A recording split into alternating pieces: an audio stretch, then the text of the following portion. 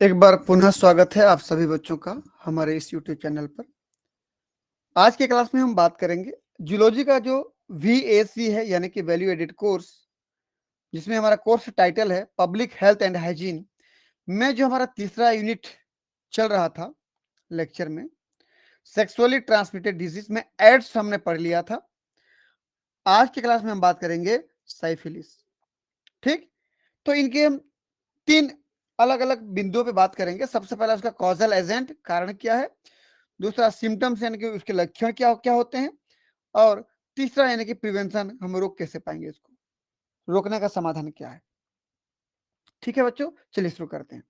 हमने डिजीज को दो भागों में बांटा था। जो डिजीज फैलती हैं उसको कम्युनिकेबल कहते हैं, और जो नहीं फैलती है उसको नॉन कम्युनिकेबल कहते हैं। कम्युनिकेबल में वायरल डिजीज की स्टडी कर लिया हमने, बैक्टीरियल डिजीज की स्टडी कर लिया हमने, सेक्सुअल डिजीज में हमने एड्स को पढ़ लिया पिछले लेक्चर में, और अभी हम बात करेंगे साइफिलिस की। ठीक, ये देख लीजिए हमारा साइफिलिस। ठीक, ये ठीक है। तो चलिए शुरुआत करते हैं सेक्सुअली ट्रांसमिटेड डिजीज में। आज बात करेंगे साइफिलिस की। ये साइफिलिस भी एक प्रकार का सेक्सुअल ट्रांसमिटिंग डिजीज होता है। इसको फैलाने वाला जो बैक्टीरिया है वो है बैक्टीरियम ट्रिपे ट्रिपोनिमा पैलिडम। नाम क्या है? Treponema pallidum. याद रखना, इसके पहले जो क्लास हमने पढ़ा था एड्स था। एड्स को फैलाने वाला एक वायरस था, HIV, human immunodeficiency virus. AIDS viral disease है और साइफिलिस बैक्टीरियल डिजीज है। ठीक है, तो चलिए कमेंट पढ़ते हैं। Syphilis is a sexually transmitted infection या disease caused by the bacterium treponema pallidum. It progress through stages. भाई जब भी साइफिलिस का इन्फेक्शन होता है तो अलग अलग स्टेप, 4 स्टेप में चलता है। पहला स्टेज जो चलता है उसको प्राइमरी स्टेज कहते हैं, दूसरे को सेकेंडरी बोलते हैं, तीसरे नंबर पे जो आती है लेटेंट स्टेज कहलाती है, और चौथे नंबर पे जो आती है टर्सरी स्टेज कहलाती है। यानी कि मैं कह सकता हूं कि सेकेंडरी और टर्सरी के बीच में लेटेंट आता है। आगे हम बात करेंगे ईच विद डिफरेंट सिम्टम, और प्रत्येक अलग अलग सिम्टम के होंगे। जो अलग अलग स्टेजेस हैं, यहाँ पर 4 स्टेज दिखाए गए हैं, उन सबके सिम्टम्स यानी कि लक्षण अलग अलग होंगे। द में मैनी पीपल आर एसिम्प्टोमेटिक। फिर भी बहुत सारे इंसानों में जब साइफिलिस होता है यानी कि ट्रिपोनेमा पैलिडम का अटैक होता है तो उनको सिम्टम नहीं दिखता है। मैं बोला 4 अलग अलग स्टेजेस में होती हैं, चारों की सिम्टम्स अलग अलग है, लेकिन फिर भी बहुत सारे लोगों में जब ये ट्रिपोनिमा पैलिडम अटैक करता है, ये बैक्टीरिया अटैक करता है, तो उनमें सिम्टम्स दिखाए बिना ही अपनी संख्या बढ़ाना शुरू कर देता है। ठीक, the many people are asymptomatic. ठीक है, अब ये देखिए तो कितना खतरनाक तरीके से हाथों में कैसे सिम्टम्स दिखने, देखिए। ठीक है, चलिए आगे बात करते हैं causal agent and transmission. Syphilis बीमारी के होने का कारण क्या है? तो syphilis is caused by the bacterium, बार बार बोल रहा हूं बैक्टीरिया है, बैक्टीरियम ट्रिपोनिमा पैलिडम, इसको याद रखना। ठीक, अगला it is transmitted through direct contact with a syphilis sore. यदि किसी व्यक्ति को साइफिलिस हुआ है यानी कि ट्रिपोनिमा पैलिडम का इंफेक्शन हुआ है और उससे हम डायरेक्ट कांटेक्ट में आ गए, जैसे सेक्सुअली कांटेक्ट हो गया, कोई मेल किसी फीमेल के कनेक्शन में आ गया, कांटेक्ट में आ गया, उनके बीच में संबंध बन गया और उसमें से कोई एक व्यक्ति इन्फेक्टेड थे इस बीमारी से, तो दोनों को हो जाएगा, मतलब हेल्दी वाले को हो जाएगा। मान लीजिए मेल को हुआ था, फीमेल नॉर्मल थी, उनके बीच में संबंध बन गया, और मेल को यदि हुआ था तो फीमेल को भी हो जाएगा, यदि फीमेल को हुआ था तो मेल को भी हो जाएगा। तो डायरेक्ट कॉन्टेक्ट बोल रहे हैं, देखिए ध्यान से देखिए, डायरेक्ट कॉन्टेक्ट विद साइफिलिस सोर ड्यूरिंग वेजाइनल, एनल या ओरल सेक्स। जो भी वेजाइनल संबंध बन रहा है या एनल यानी कि मल द्वार का संबंध बन रहा है या ओरल यानी कि माउथ का संबंध बन रहा है, अलग अलग प्रकार के ये सेक्स के टाइप हैं।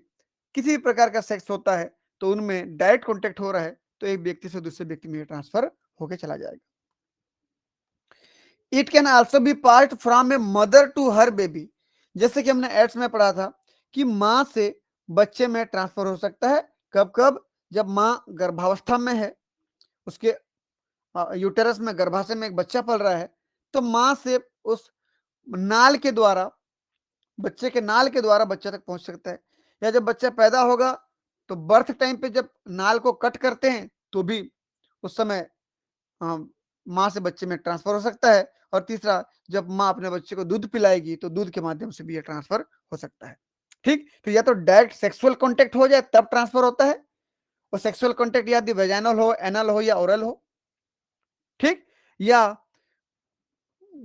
प्रेगनेंसी से, बच्चे पैदा होने से, बच्चे के दूध पीने से, इन सब से भी मां से बच्चे में ये ट्रांसफर हो सकता है। कौन? Treponema pallidum.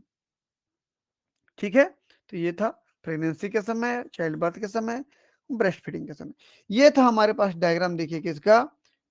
Treponema pallidum bacteria का डायग्राम है। ठीक, चलिए स्टेजेस एंड सिम्टम्स, अलग अलग स्टेज और उसके सिम्टम्स क्या हैं। तो प्राइमरी स्टेज, ए पेनलेस सोर, या उसको क्या बोलते हैं? Canker, appears on the genital या माउथ या anus, often accompanied by swollen lymph nodes। क्या बोल रहा है कि जब कोई व्यक्ति सबसे पहले प्राइमरी स्टेज में है साइफिलिस डिजीज के, ठीक, तो प्राइमरी स्टेज में है तो क्या होगा? उसके जो जेनेटल ऑर्गन है, जेनेटल ऑर्गन है, मेल है तो टेस्टिस, फीमेल है तो मेल है तो पेनिस, और फीमेल है तो वेजाइना। ठीक, तो वहां पर जो ये बैक्टीरिया होंगे, ट्रिपोनिमा पैलिडम जो बैक्टीरिया होंगे, वो उसकी वजह से उस जगह पर अभी किसी प्रकार का पेन या दर्द जैसा कोई महसूस नहीं होगा, अभी शुरुआत स्टेज है।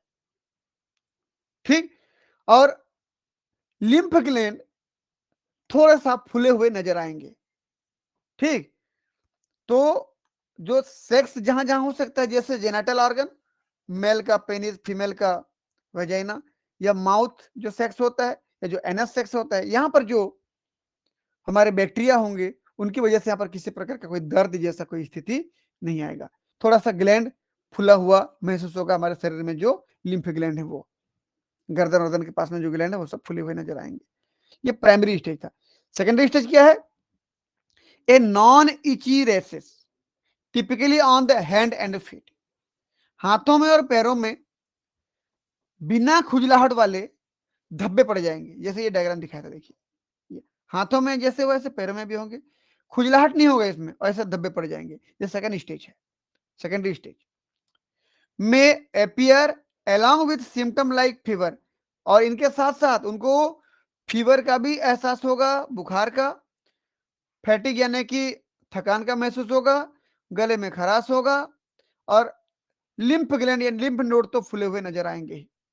Symptoms can be mild and go unnoticed, इस सिम्टम्स इतने कम होंगे कि बहुत ज्यादा ये इसका असर बॉडी पे नहीं होगा, मतलब आप उसको नोटिस भी नहीं कर पाओगे, इस प्रकार का बहुत कम इसका असर होगा। ठीक, तो प्राइमरी स्टेज में तो सिम्टम था ही नहीं, थोड़ा लिम्फ ग्लैंड बस फुला हुआ था। दूसरे सेकेंड स्टेज में थोड़ा बहुत सिम्टम था, आप उसको नोटिस नहीं कर पा रहे हो। लेटेंट स्टेज की बात करता हूं, तीसरा stage, this is period with no visible symptoms, कोई भी सिम्टम बाहर से दिखाई नहीं देगा। The infection is still present and can be passed to other, symptoms जरूर है, इन्फेक्शन जरूर हुआ है किसी व्यक्ति को, बाहर से सिम्टम दिखाई नहीं दे रहा है, लेकिन ये व्यक्ति दूसरे को ये बीमारी फैला सकता है। तो can be pass to other, infection फैला सकता है लेटेंट स्टेज में। ठीक है, भले उस व्यक्ति में बाहर से कोई लक्षण दिखाई नहीं दे रहे हैं, लेकिन जो ट्रिपोनिमा पैलिडम बैक्टीरिया है वो दूसरे व्यक्ति में संक्रमण होकर के जा सकता है। ठीक, अगला हमारे पास है टर्सरी स्टेज। टर्सरी स्टेज वास्तव में तृतीयक है, लेकिन चौथे नंबर का है। ठीक, तो द्वितीयक और तृतीयक के बीच में लेटेंट आता है। चलिए इसको नंबरिंग कर देता हूं मैं। पहला नंबर, दूसरा नंबर, तीसरा नंबर और ये चौथा नंबर। इफ लेफ्ट अनट्रीटेड, यदि लेटेंट पीरियड को, लेटेंट स्टेज को ट्रीट नहीं किया गया, जहां पर सिम्टम नहीं दिख रहे थे भाई, बड़े बीमार क्या बोलना चाहिए, ये बैक्टीरिया था इस व्यक्ति में, किसी पेशेंट में, बाहर से पता नहीं चल रहा था और उसको ट्रीटमेंट भी नहीं दिया गया, तो ये खतरनाक हो जाएगा। मतलब यदि ये साइफिलिस टर्सरी स्टेज तक पहुंच गया, मतलब खतरनाक हो गया। Syphilis can cause severe damage to heart, heart को डैमेज कर सकता है, ब्रेन को डैमेज कर सकता है, नर्वस सिस्टम को डैमेज कर सकता है, leading to a wide range of complication, बहुत खतरनाक तरीके से ये अपना दुष्प्रभाव डाल सकता है। सोचिए ना आप, हार्ट, ब्रेन, नर्वस सिस्टम सब डैमेज कर रहा है, and potentially death 10 to 30 year after initial infection. और ये इस बीमारी की वजह से जब से इन्फेक्शन शुरू हुआ है किसी व्यक्ति में, तब से लेकर के 10 से 30 साल के बीच में उस व्यक्ति की मौत हो जाएगी इन्फेक्शन की वजह से। ठीक, यदि किसी बच्चे को 10 साल की उम्र में इन्फेक्शन हुआ है, तो आने वाले 10 से लेकर के 30 साल के बीच में उसकी मृत्यु हो जाएगी। इतना खतरनाक तरीके से इसका टर्सरी स्टेज चलता है। हार्ट, ब्रेन और नर्वस सिस्टम को अटैक करता है, जो हमारे बॉडी के सबसे इंपॉर्टेंट ऑर्गन है। ठीक, चलिए ये देखिए स्टेज वन में अभी अभी इन्फेक्शन हुआ है, इन्फेक्शन इसके जेनिटल ऑर्गन में भी, इन्फेक्शन उसके माउथ में भी, क्योंकि दोनों जगह पे सेक्स हो सकता है। तो इसीलिए यहां पर सिम्टम्स तो नहीं दिखेंगे, बहुत दर्द भी नहीं होगा। ये जब इन्फेक्शन हुआ तब से 3 से लेकर के 90 दिन के बीच में की स्थिति है ये। आज इन्फेक्शन हुआ तो आज से तीसरे दिन से लेकर के आने वाले 90 दिन तक ये समय इस पर स्टेज 1 रहती है। फिर 4 वीक टू 10 वीक एक्सपोजर के, जब इन्फेक्शन हुआ उसके चौथे से लेकर के 10वें वीक तक हाथों में, पैरों में बिना खुजलाहट वाले धब्बे बन जाते हैं, बोला था, देखिए ये दिख रहे हैं ना, ये हो गया। फिर उसके बाद 3 साल से लेकर 15 साल तक अगर आप देखोगे तो जो स्टेज 3 आएगा लेटेंट पीरियड के बाद, लेटेंट पीरियड तो लेटेंट स्टेज हो गया, ये स्टेज 1 2 3, यहां पर जो दिया गया 3 स्टेज, इसकी बात कर रहे हैं, टर्सरी की बात कर रहे हैं। लेटेंट तो बीच क्या है ना, सेकेंडरी और क्वार्टनरी, सेकेंडरी और टर्सरी के बीच का लेटेंट है। मैं टर्सरी स्टेज की बात कर रहा हूं, यहां पर मान लीजिए टर्सरी स्टेज है। टर्सरी स्टेज में अफेक्ट इंटरनल ऑर्गन, अलग अलग ऑर्गन को अटैक किया जाता है, जैसे खासकर हार्ट, ब्रेन और ये नर्वस सिस्टम, जो स्पाइनल कॉर्ड दिख रहा है ना, ये सब अटैक होते हैं। ठीक है, चलिए प्रिवेंशन रोकेंगे कैसे कि सेक्सुअली जो ट्रांसमिट होने वाला जो बैक्टीरिया था ट्रिपोनिमा, ये देखिए ट्रिपोनिमा पैलिडम, इसको हम रोकेंगे कैसे? तो सबसे पहला, your sexual partner should also be tested and treated, कि आपका जो सेक्सुअल पार्टनर है, अगर मेल है तो आपकी फीमेल, यदि आप फीमेल है तो आपकी मेल, जिनके बीच संबंध बन रहा है, उन दोनों के बॉडी में अच्छे तरीके से चेकअप हो जाए कि आपको किसी प्रकार का कोई सेक्सुअल डिजीज वाला कोई इंफेक्शन ना हुआ हो। ठीक, तो आगे रोका जा सकता है। तो your sexual partner should also be tested and treated. ठीक, the correct and consistent use of latex condom can reduce the risk of transmission but does not eliminate it. यदि एक मेल को मान लीजिए ये डिजीज हुआ है, फीमेल को नहीं हुआ है, आपस में संबंध बनाते हैं, तो ये मेल से इस फीमेल में ट्रांसफर हो सकता है ना, बिल्कुल हो सकता है, क्योंकि मेल को हुआ है। लेकिन यदि बीच में ये मेल कंडोम का इस्तेमाल करे, तो क्या उनके जेनिटल ऑर्गन आपस में संपर्क में आएंगे? नहीं आएंगे, तो यहां पर ट्रांसफर नहीं हो पाएगा। ठीक, लेकिन ऐसा नहीं है, भले इन्फेक्शन नहीं फैलेगा, लेकिन क्या मेल के बॉडी से खत्म हो जाएगा? वो नहीं होगा, मेल के बॉडी में रहेगा। तो वो चीज बोल रहे हैं, ट्रांसमिशन तो नहीं हो पाएगा, रिड्यूस कर देंगे, कम कर देंगे ट्रांसमिशन की स्पीड को, but does not eliminate it, उसको खत्म नहीं कर पाओगे भाई, मेल के बॉडी में तो अभी भी रहेगा, अगर मेल को हुआ है तो, अगर फीमेल को हुआ है तो फीमेल की बॉडी में रहेगा। ठीक, अगला, avoiding sexual contact is the most reliable way to prevent infection. यदि सेक्सुअल कॉन्टेक्ट को ही रोक दिया जाए, बंद किया जाए, सेक्सुअल मैटिंग ना होने दिया जाए, तो फिर फैलने का चांस ही खत्म है। ठीक है, अब बहुत हद तक हम इस बीमारी को रोक सकते हैं। If you are diagnosed with syphilis, यदि मान लीजिए आप साइफिलिस के साथ, बीमारी के साथ डायग्नोज किए गए हो, यानी कि साइफिलिस का जो बैक्टीरिया है ट्रिपोनिमा पैलिडम आपके बॉडी में मिला, तो you should abstain from all sexual contact for 7 days। अब किसी भी प्रकार के सेक्सुअल कॉन्टेक्ट से बचे आने वाले 6-7 दिन तक, हफ्ता भर तक, क्योंकि आपके बॉडी में नोट हुआ है, डिटेक्ट हुआ है, ठीक है, ट्रिपोनिमा पैलिडम बैक्टीरिया डिटेक्ट हुआ है, तो यदि आप सेक्सुअल कॉन्टेक्ट बनाते हो किसी के साथ तो उनके बॉडी में भी ट्रांसफर हो जाएगा। ठीक, after starting treatment to avoid reinfection, ये 7 दिन तक, यदि आप आने वाले 7 दिन, 8, 9, 10 दिन मान लीजिए आप सेक्सुअल कॉन्टेक्ट नहीं बनाते हो, तो आप कहीं ना कहीं इस बैक्टीरिया को फैलने से रोक रहे हो। ठीक है, तो कुछ डायग्राम में भी कुछ कमेंट हमारे पास है, देख लीजिए। यूज कंडोम बोल रहे हैं, कंडोम इस्तेमाल करें तो क्या ट्रांसफर नहीं होगा disease.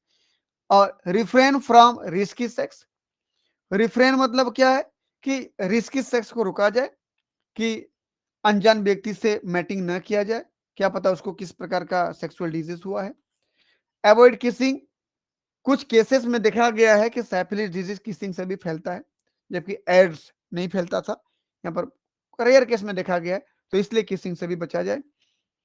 Avoid using sex toys, कि जो फीमेल हैं जो सेक्स टॉयज का इस्तेमाल करती हैं अपनी सेक्सुअल की अर्ज को पूरा करने के लिए, सेक्सुअल की इच्छा को पूरा करने के लिए, तो उस प्रकार के टॉयज का भी इस्तेमाल न करें, क्या पता इस टॉयज का इस्तेमाल कोई और भी किए हो तो उसका वायरस इसमें चिपका हुआ हो, आपके बॉडी में चला जाएगा। Inform your partner if you are infected with syphilis, यदि आप सैफिलिस से पीड़ित हैं तो आप अपने पार्टनर को बता दें, ताकि आप आपस में वो सहमति बना रहे, आपस में सोच समझ बना रहे। Do not touch other people source, यदि आपको किसी प्रकार का सैफिलिस हुआ तो आप किसी और व्यक्ति को न छुएं, नहीं तो फिर वो इधर उधर फैलना शुरू हो जाएगा। ठीक, get tested for sexually transmitted infection, sexually transmitted disease का जो इन्फेक्शन हुआ है उसको हमेशा टेस्ट कराते रहें, चेक कराते रहें, स्थिति पता करते रहें। Pregnant women should get prenatal care to test for syphilis, कि बच्चा जब पैदा होगा, पैदा होने से पहले ही प्रेग्नेंट औरत को चेक कर लेना चाहिए कि उसको साइफिलिस है कि नहीं है, उसके हिसाब से बच्चे को भी और माता को भी दोनों को केयर किया जाएगा। Get a healthy checkup before marriage, शादी से पहले दोनों का चेकअप हो जाए तो बहुत बेहतर है, यदि दोनों तरफ से बातें सहमति होती है कि चलो चेक कराया जाए, नहीं तो आने वाले जनरेशन को दिक्कत हो सकता है, दोनों तरफ से यदि राजी हैं तो बहुत बेहतर चीज है।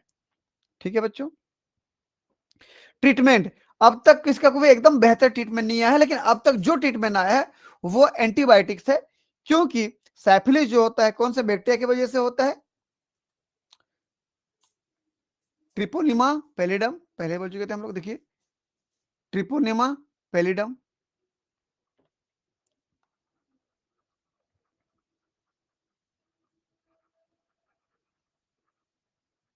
ये क्या एक प्रकार का बैक्टीरिया है, और बैक्टीरिया के जो वाल होते हैं, पेप्टाइडोग्लाइकन की जो वाल होती है उसको गलाने के लिए एंटीबायोटिक काफी होते हैं, तो ये इसलिए एंटीबायोटिक इस्तेमाल किया जाता है। कौन सा एंटीबायोटिक, पेनिसिलिन का। ठीक है, ट्रीटमेंट में क्या है, यदि किसी को हो गया तो पेनिसिलिन जी दिया जाता है, देखो ये डायग्राम में। ठीक है, syphilis is curable with antibiotics, particularly penicillin, याद रखिएगा इसको। इंट्रामस्कुलर डोजेस है, मसल्स में इंजेक्शन लगाए जाते हैं। ठीक, treatment is most effective when started early before irreversible damage occurs, कि हमारे शरीर में ये जो ट्रिपोनिमा पैलिडम बैक्टीरिया अटैक किया है, तो शुरू शुरू में यदि इस पेनिसिलिन का इस्तेमाल किया गया तो बहुत ज्यादा चांस है कि हम ठीक हो जाएं, और यदि बहुत देर कर देंगे, हमारे heart, brain, nervous system damage हो चुका है, तो उसका रिकवर होना मुश्किल हो जाएगा, नहीं हो पाएगा। ठीक, तो इस प्रकार से ये साइफिलिस डिजीज भी सेक्सुअली ट्रांसमिटेड डिजीज है, जिसका क्योर है आप सेफ सेक्स करें। इसमें ट्रीटमेंट के रूप में पेनिसिलिन जी दिया जाता है। कौन सा बैक्टीरिया है बोलने पर ट्रिपोनिमा पैलिडम, जबकि एड्स जो था HIV वायरस की वजह से था, ह्यूमन इम्यूनोडेफिशिएंसी वायरस। ठीक है बच्चों, तो हमारा वीडियो आपको कैसे लगा कमेंट बॉक्स पर जरूर बताएं। वीडियो को लाइक करें, दोस्तों के बीच में शेयर करें, ताकि उनको भी इस प्रकार की वीडियो का लाभ मिलता रहे। मिलते हैं नेक्स्ट क्लास में, तब तक के लिए बहुत बहुत धन्यवाद। Thank you.